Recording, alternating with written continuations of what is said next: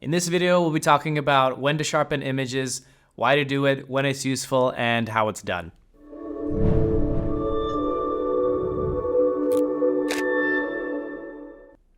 Howdy everyone, hope you're doing well. In this video, we're going to be covering over how to sharpen images, why it's useful, what's the best way to go about it, and most importantly, how to make it look good. Sharpening means increasing the micro contrast at the edges where light and dark pixels meet. And if you want to sharpen an image, we're going to need those edges to exist and be sufficiently sharp enough to take advantage of them. So if we have a blurry photo to start out with, it's not going to be possible to fix it. And if we do try to fix it, it's going to look kind of fake or unrealistic. So it's not a good example to use. Well, sharpening a photo is going to be useful for drawing attention to certain details in a photo, like the eyes or lips, or if you want to bring out a certain part of the photo, like the architecture or a reflection of the subject's eyes. In other words, sharpening is used to make photos simply look better. Which brings us to our next question.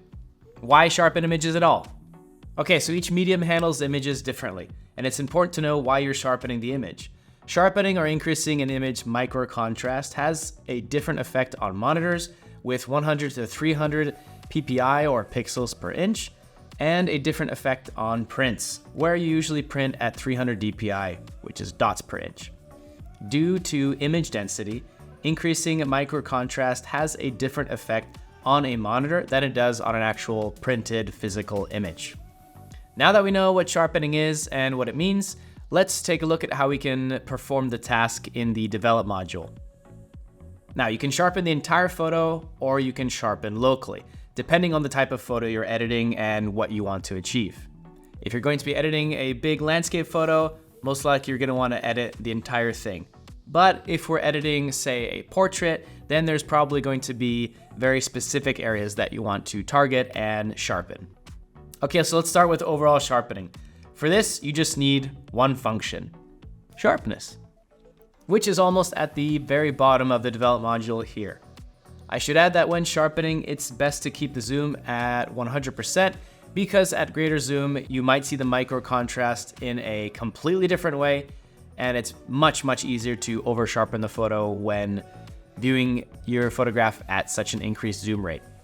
So for this video, I'm actually gonna work at a slightly higher zoom just so you can see the changes in sharpness, but it's not the actual zoom we recommend that you work in. Let's finally get to editing. We have a choice of two sharpening methods, Unsharp Mask and Smart Sharpen. Now, what is the difference between the two?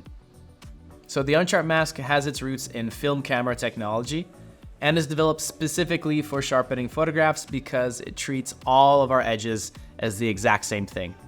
And this means that even edges that are already sharp are going to be sharpened that much more. Unsharp Mask has its own settings. The first is sharpening strength, which determines the level of sharpening. Increase it until your desired area is sharp. And usually it'd be good to increase that until the desired area you want is sharp. And an area where I could see this being used is, for example, around the eyes in a portrait. Next up is sharpening radius. And this defines how many pixels around the edges the increased contrast will be applied to. And it's best not to increase radius too much, so move it very carefully. If you increase it too much, you can do a lot more harm than good. Last is sharpening threshold, and this determines how different two brightness values must be to be considered an edge. And this is because sharpening can accentuate a photo's digital noise. And if this happens, just slightly increase sharpening threshold. Now to the second sharpening method, which is Smart Sharpen. Smart Sharpen allows you to sharpen only where you really need it. And that means it leaves out edges that already have enough micro contrast. You might notice that changing the method to Smart Sharpen unlocks another setting, Preserve Contours. This ensures that edges that are already sharp enough aren't affected by sharpening, and only the blurrier parts of the photo are sharpened. And this is useful for portraits where sharpening only affects the eyes and lips, which can be less sharp, but not the skin, for example. Now, if we only want to sharpen a very specific part of our photograph, there is one more option to do so, and that's going to be our local adjustments. Say if you want to adjust something specific like your eyes or maybe the lips, etc. And there's going to be a video about that in the description below. This method is much more common because you usually want to sharpen only a specific part of the photo. Use the filter brush or keyboard shortcut B and select the area that you want to sharpen, like the eyes. Then just move the unsharp correction slider until you're happy with the sharpness that you have. Now these adjustments are only made for the screen, so the photo is going to look good when it's viewed on a monitor. However, if we print, then the sharpening option here under export is going to help us.